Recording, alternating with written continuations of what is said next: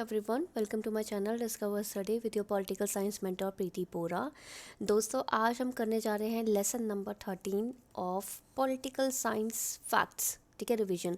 Basically ये one liner है, MCQ है, जो कि आपके मोस्टली जितने भी पॉलिटिकल साइंस से रिलेटेड फैक्ट्स होते हैं ना, उसमें काम आएंगे। जैसे कि UGC NET, JRF, PGT, TGT, JNU के एंट्रेंस हो गया, पीएचडी एंट्रेंस हो गया, असिस्टेंट प्रोफेसर की एंट्रेंस हो गया, ये सारे एग्जाम के लिए।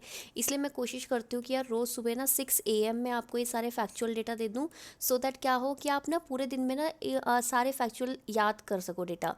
वाई इट इज़ इम्पॉर्टेंट मैं बता देती हूँ कि आप कभी भी कोई एग्ज़ाम देते हो ना, तो आपको सिर्फ ये नहीं होता कि आपको कॉन्सेप्ट याद करना है, समझना है, उसको एनालिसिस करनी है, ये तो एक पार्ट होता है, ठीक है। लेकिन रैंक लाने के लिए आपको फैक्चुअल डेटा भी आना चाहिए। आपको पता होना चाहिए कि यार ये क्वेश्चन बार बार रिपीट होता है तो क्या पता आ सकता है। इस तरीके की चीज़ें ना आपको बार बार रिवाइज करते रहनी है रेपिटेडली। तो मैं क्या कर रही हूँ कि आपको रोज़ सुबह ये एक डेली डोज दे देती हूँ कि यार हाँ, ये कर लो, आप इसको याद कर लो। साथ के साथ आपको क्या करना है कि कमेंट सेक्शन में ना मुझे जो भी मैं क्वेश्चन पूछती हूँ ना, उसके आंसर चाहिए। और उसके आंसर मुझे इसलिए चाहिए क्योंकि यार जब तक आप उसके आंसर नहीं दोगे ना मुझे, तो आपको कैसे याद होगा। ठीक है, तो चलिए, ये बेसिकली ना मैंने यूनिट वाइज ही दे रखी है एक तरीके से सीरीज़ जो है, अगर मैं आपको बोलूँ तो। देखो, अभी मैं आपको बता देती हूँ कि यूनिट लेसन नंबर 1 से लेकर 5 तक आपका पॉलिटिकल थ्योरी है। लेसन नंबर 6 से लेकर 9 तक आपका वेस्टर्न पॉलिटिकल थॉट है। लेसन नंबर 10 से 12 तक आपका इंडियन पॉलिटिकल थॉट है। और आज लेसन नंबर 13 में हम स्टार्ट कर रहे हैं कंपैरेटिव पॉलिटिक्स। ठीक है, सीपी। तो चलिए पहला फैक्ट याद करते हैं। एलमंड ने डिस्कवर किया था एक political system that reflects attitudes of individual towards political activities. They are like Weberian ideal types. ठीक है, इसमें ना एक बार क्वेश्चन आया था, ये बादाम नहीं है एक्चुअली, गूगल ट्रांसलेट ने कर रखा है। आलमंड ने कि किसने एक राजनीतिक प्रणाली की खोज की थी जो राजनीतिक गतिविधियों के प्रति व्यक्तियों के दृष्टिकोण को दर्शाती है और वेबेरियन आदर्श के प्रकार के तरीके से। तो ये आपका आलमंड था। ठीक है, इस तरीके के फैक्चुअल आते हैं। अच्छा, अगर आपको पूछे हु फाउंड द इंस्टीट्यूशन, ये कंसोसिएशनल डेमोक्रेसी के कौन प्रोपोनेंट है, इस तरीके के प्रोपोनेंट वाले क्वेश्चन बहुत आते हैं कि यार फलाना आइडियोलॉजी किसकी है, ये इसकी किसने स्टार्ट की थी, ये सारी चीज़ें। तो कंसोसिएशनल डेमोक्रेसी एक ऐसी टाइप की डेमोक्रेसी होती है जिसमें माइनॉरिटी के भी जो राइट्स, यानी कि अल्पसंख्यक लोगों के भी राइट्स को अच्छे से हम देखते हैं। ठीक है, तो ये है आपके एरन लिप्सर्ट। ठीक है, एरन लिस्फर्ट। ठीक है, बेसिकली ये है, इन्होंने इंस्टीट्यूशन पार्टिसिपेशन को बहुत ही इम्पोर्टेंस दी थी, यानी कि संस्था की भागीदारी या संगठनात्मक भागीदारी को बहुत ही इम्पोर्टेंस दी थी। अच्छा, किसका मानना था कि जो रोल ऑफ सब पॉलिटिकल कल्चर है ना, वो इम्पॉर्टेंट है, कि उप राजनीतिक संस्कृति की भूमिका बहुत ही महत्वपूर्ण है। ऐसा कौन मानता था? ऐसा मानते थे डी कैवेनाथ। ठीक है, next, Marxists believe that economics is the base of society and political system due to the class determination over political structure. Marxist का हमेशा एक मानना है कि यार हर एक चीज़ के पीछे, चाहे वो आपका समाज कैसे चल रहा है और आपकी राजनीति कैसे चल रही है, उसको कैसे पता लगाते हो? आप बोलते हो इकोनॉमी, यानी कि अर्थव्यवस्था के हिसाब से। ठीक है, अर्थव्यवस्था से हमें पता चलता है। क्यों? क्योंकि ये बोलते हैं कि क्लास के हिसाब से, क्लास यानी कि 2 क्लासेस बताई हैं इन्होंने, बुर्जुआजी और प्रोलेटारिएट, कि आपके रिलेशंस पता चलते हैं, आपके पॉलिटिकल संरचना कैसी है वो पता चलती है। अच्छा, न्यू इंस्टीट्यूशनलिज्म एक अप्रोच है, आपको पता है, कंपैरेटिव पॉलिटिक्स में। तो यानी कि नव, आपका हिंदी में अगर मैं बोलूँ, नए संस्थागतवाद। ठीक है, नव संस्थागतवाद की अगर मैं बोलूँ कि 2 फाउंडर कौन थे, किसने फाउंड किया था, तो आपको लिखना है James G March and John P Olsen. ठीक है, उन्होंने बेसिकली एक बुक लिखी थी 1988 में, उन्होंने तब आपका new institutionalism approach find out की थी। ठीक है, नेक्स्ट है कि इंस्टीट्यूशनल अप्रोच है ना, was propagated by colonial regime to popularise European liberal values. Institutional value जो अप्रोच थी वो आई किस लिए थी? वो इसलिए आई थी कॉलोनियल रिजीम के द्वारा। क्यों उसको इतना प्रचार प्रसार हुआ था? क्योंकि जो यूरोपियन आपकी लिबरल वैल्यूज़ है ना, उदार जो आपके मूल्य है ना, उसका बेसिकली प्रचार हो सके। राइट, अब ये बुक है, कॉमनवेल्थ नाम की एक बुक है, किसके द्वारा लिखी गई है? ब्राइस के द्वारा लिखी गई है। कौन से ईयर में लिखी गई है ये आप मुझे कमेंट सेक्शन में लिख के बताओगे। ठीक है। नेक्स्ट आपकी बुक आ गई governance and parties in continental Europe. ठीक है, ये भी अपनी एक बुक है, किसके द्वारा लिखी गई है, लोवेल के द्वारा लिखी गई है। कौन से ईयर में, यह आप मुझे कमेंट सेक्शन में लिख के बताओगे। आप हमेशा बोलते हो कि यार कमेंट्स में कि यार मैम हमें ना फैक्चुअल डेटा याद नहीं होता, तो सारी बुक के फैक्चुअल डेटा आप ही ढूंढ के करोगे। ठीक है। तीसरी बुक है जैसे basically theory and practice of modern government. ये वो वाली बुक है जिसमें Herman, first of all Herman Finer द्वारा लिखी गई थी। ये वो बुक है जिसमें आपकी आलोचना की गई है इंस्टीट्यूशनल अप्रोच की, यानी कि जो आपकी संस्थागतवाद जो वाला जो आपकी अप्रोच है, दृष्टिकोण है, उसकी आलोचना की गई है। ठीक है, किसके द्वारा, हरमन फाइनर के द्वारा।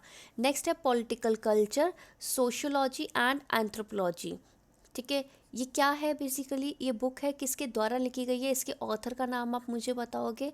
Right, political approach, political culture approach से कौन बिलोंग करता है, तो वर्बा, आलमेंट एंड पावल। ठीक है, ये तीनों। अच्छा, एलमेंट के लिए, for element the political system was a system of rules which can be empirically observed and understood scientifically. Right, बदाम नहीं है, अगेन ये आलमंड है।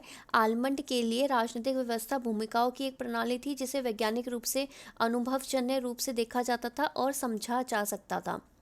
नेक्स्ट, आलमंड बोलते थे कि बेसिस क्या है आपके पॉलिटिकल कल्चर का, तो बोलते थे कि आपका स्ट्रक्चर, संरचना और आपका कल्चर, ठीक है, संस्कृति, इस आधार पे आप पॉलिटिकल, राजनीतिक संस्कृति पता लगाते हो। नेक्स्ट है there are 3 branches of new institutionalism. जो आपका नई संस्थागतवाद है ना, ठीक है, उसकी बेसिकली 3 ब्रांचेस हैं। वो 3 ब्रांचेस का नाम आपको बार बार क्वेश्चन में पूछता है। फर्स्ट है रैशनल ब्रांच, यानी कि तर्क संगतता। दूसरी आपकी सोशियोलॉजिकल, यानी कि समाजशास्त्रीय। और तीसरी आपकी हिस्टोरिकल ब्रांच, यानी कि ऐतिहासिक। ये 3 ब्रांच है आपकी। नेक्स्ट है Harold Lasswell said that scientific approach is unavoidably comparative. ये स्टेटमेंट थी, बहुत बार पूछी भी गई थी कि किसने कहा था कि जो वैज्ञानिक दृष्टिकोण है वो अपरिहार्य और तुलनात्मक है। ठीक है, बेसिकली इसमें कंपैरिजन होता ही होता है। दैट वाज आपके हारोल्ड लासवेल। अच्छा, हमेशा ना आपके मेथड और टेक्निक अलग अलग होते हैं। ठीक है, याद रखना, मेथड और टेक्निक सेम नहीं होते। अच्छा, इमैनुअल वॉलेस्टीन, अब ये नया फैक्चुअल डेटा है आपके पास। Immanuel Wallerstein use the term emergence of the world system. Obvious सी बात है, आपको भी पता होगा कि जो वर्ल्ड सिस्टम अप्रोच है उससे कौन एसोसिएटेड है, दिस इज इमैनुअल वॉलेस्टीन एसोसिएटेड है। नेक्स्ट है आपका आंड्रे गुंडर फ्रैंक, एजी फ्रैंक क्या थे, उन्होंने कौन सी टर्म सबसे पहले यूज़ की थी, आपका development of the under developed. ठीक है, अल्प विकास के विकास की बात किसने की थी, एंड्रे गुंडर फ्रैंक ने। ठीक है, डिपेंडेंसी थ्योरी इन्होंने दे रखी है। रयतवाड़ी सेटलमेंट जो था वो किसका रिजल्ट था, एल्फिस्टोन ने स्टार्ट की थी बॉम्बे प्रेसिडेंसी में। क्या, रयतवाड़ी सेटलमेंट। रयतवाड़ी सेटलमेंट में क्या होता है कि जो आपको टैक्स वगैरह देना पड़ता है ना, ये डायरेक्टली आप ब्रिटिश गवर्नमेंट को देते हो। ठीक है, कोई भी इसमें ज़मींदार जोतेदार वगैरह बीच में नहीं होते। राइट। अच्छा, 2 इम्पैक्ट हैं, डुअल इम्पैक्ट है आपके इंडियन पॉलिटिकल इकोनॉमी पे पड़े इंडस्ट्रियलाइजेशन की वजह से। पहला है कि डिस्ट्रक्शन हुआ है हमारे लोकल इकोनॉमी का, और दूसरा है डेवलपमेंट हुआ है, जैसे कि संचार की सारी चीज़ें, जैसे मीन्स ऑफ कम्युनिकेशन, आपका मीन्स ऑफ ट्रांसपोर्ट, ठीक है, टेक्नोलॉजी, वो सब डेवलपमेंट हुआ है। नेक्स्ट, जो ब्रिटिश है ना, वो रेवोल्यूशनरी नेशनलिज्म मूवमेंट जो थी ना, उसको टेररिज्म बोलते थे, यानी कि क्रांतिकारी जो राष्ट्रवादी आंदोलन होते थे ना, उनको वो आतंकवाद के नाम से कौन बोलता था, अंग्रेज। इंडियन नेशनल कांग्रेस बेसिकली पहली ऑर्गेनाइजेशन थी एंटायर कॉलोनियल वर्ल्ड में। भारतीय राष्ट्रीय कांग्रेस संपूर्ण औपनिवेशिक दुनिया का पहला संगठन थी। राइट। नेक्स्ट है Japanese imperialism came to the aid of nationalist movement in the South East and South Asia. It नहीं होगा, एड होगा, यानी कि हेल्प के लिए। ठीक है, कि मदद के लिए आया, कि जापानीज जो जापानी साम्राज्यवाद दक्षिण पूर्व और दक्षिण एशिया के राष्ट्रवादी आंदोलन की मदद के लिए आए। ठीक है, बाल्डविन का क्या बिलीव है, Baldwin believe that politics is the making of decision by public means as it is primarily concern with the government that is better direction and self direction of a large community of the people. Baldwin का मानना था कि राजनीति सार्वजनिक माध्यम के से निर्णय लेना है, क्योंकि यह मुख्य रूप से एक ऐसी सरकार से संबंधित है जो लोगों को एक बड़े समुदाय में बेहतर दिशा और आत्मनिर्देशन देते हैं।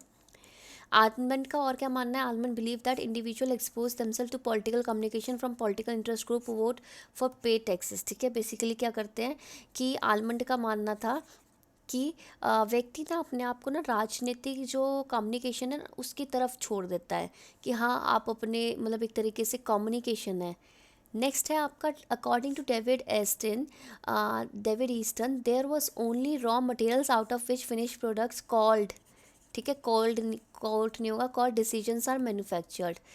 ठीक है, ये बोलते हैं कि डेविड ईस्टन के अनुसार केवल आपका जो मतलब बेसिकली डिसीजन क्या है, डिसीजन कुछ नहीं है, जो आपका एक तरीके से कच्चे माल से आपका पूरा एक उत्पादन वाला प्रोडक्ट पूरा निकलता है ना, उसी तरीके से आपके इन्फ्लुएंसेस से, आपके ओपिनियन से एक डिसीजंस निकलते हैं।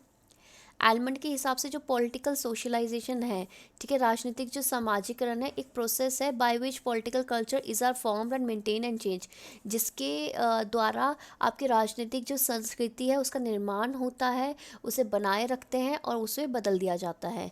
डेविड ईस्टन, ठीक है, बेसिकली, ठीक है, बिलीव्ड, ठीक है, जैक डेनियल्स होगा, ठीक है, बिलीव दैट आप political specialisation are those development process through which person acquire political orientation and a pattern of behaviour.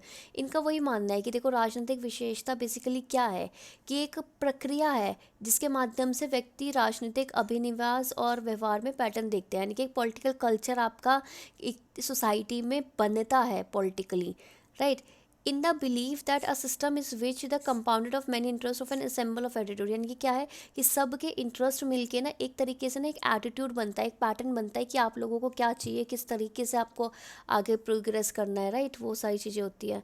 Next, according to Apter के अनुसार the mistake of the empire was that if the civilisation nation would bring the benefit of the market education and Christian to the savages the latter would prosper. Apter के अनुसार साम्राज्य की गलती ये थी कि वो क्या सोचते थे कि यदि सभ्य राष्ट्र बाजार, शिक्षा और ईसाई धर्म के लाभों को जंगली लोगों तक पहुंचाएंगे ना, तो ये जो जंगली लोग हैं ना ये समर्थ बनेंगे, बल्कि आप क्या कर रहे हो कि वहाँ की व्यवस्था पूरी चेंज कर रहे हो। ठीक है, एक बुक है कॉन्स्टिट्यूशनल गवर्नमेंट एंड डेमोक्रेसी, ये कार्ल फ्रेडरिच द्वारा लिखी गई है। इसका ईयर आप मुझे बताओगे कमेंट सेक्शन में। इसमें भी आपके न्यू इंस्टीट्यूशनल अप्रोच को क्या करा था, क्रिटिसाइज़ किया था। नेक्स्ट है आपकी कुछ अप्रोचेज है, जैसे कि कॉन्फ़िगरेटिव अप्रोच है, यानी कि आपका विन्यास दृष्टिकोण है, किसके द्वारा दी गई है, न्यूमैन के द्वारा। आपका एरिया अप्रोच है, यानी कि क्षेत्र दृष्टिकोण है, किसके द्वारा दी गई है, मैक्रेडिस के हिसाब से। सिस्टमैटिक पॉलिटिक्स बेसिकली एक बुक है, ठीक है, कौन से ईयर में आई थी आप मुझे बताना, और ये जॉर्ज कैटलिन है, इसके क्या है, ऑथर हैं, ठीक है, लेखक हैं। पॉलिटिक्स एंड सोशल साइंसेज, ठीक है, पॉलिटिक्स, राजनीति और सामाजिक विज्ञान भी एक बुक है, ठीक है, किसके द्वारा लिखी गई है, लिपसेट, और ईयर तो आप ही बताओगे। Comparative politics focuses on themes of regime and country, तुलनात्मक राजनीति शासन और देश के विषयों पर केंद्रित होती है मुख्य रूप से, राइट। सो ये था आज का आपका लेक्चर, ठीक है, सुबह का। आई होप कि ये सारी बुक्स, ईयर्स और ये स्टेटमेंट मैंने जो बोली है ये एज इट इज़ आती है कि यार ये स्टेटमेंट किसने बोली है, तो ये आपको याद हो गई हो। आपको क्या करना है, इस वीडियो को एटलीस्ट 2 बार तो देखना है, आपको शेयर करना है वीडियो, और शेयर करने के साथ साथ आप लाइक भी करो और मुझे कमेंट सेक्शन में फीडबैक ज़रूर देना, ठीक है। सब्सक्राइब कर लो चैनल को, क्योंकि आपकी PYQ भी एनालिसिस आती है इसमें। Okay, bye bye dear.